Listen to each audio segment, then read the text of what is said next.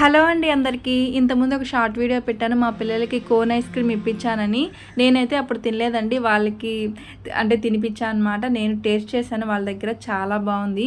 ఆ టైంలో మా అత్తమ్మ వాళ్ళు ఊర్లో లేకపోయేసరికి నేను ఇంటికైతే తీసుకురాలేదు. పిల్లలకి తినిపించాను. మా అత్తమ్మ చెప్పాను, అత్తమ్మ టేస్ట్ చాలా బాగుంది, భలే ఉంది అత్తమ్మ అంటే, సరే మా అత్తమ్మ మనీ ఇచ్చి తీసుకురా అందరం తిందామంటే ఇంకా ఒక 6 అయితే తీసుకొచ్చానండి. మా ఇంట్లో 6 మెంబర్స్ అనమాట ఉండేది.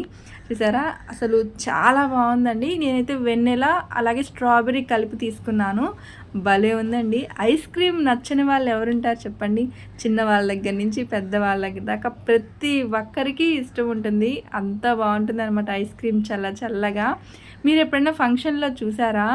మ్యాక్సిమం ఎక్కువగా ఐస్ క్రీమ్ పెట్టే దగ్గర లైన్ ఉంటుంది కదా, ఆ లైన్లో పెద్దవాళ్ళు కూడా ఎక్కువగా కనిపిస్తుంటారు. భలే తమాషా అనిపిస్తుంది.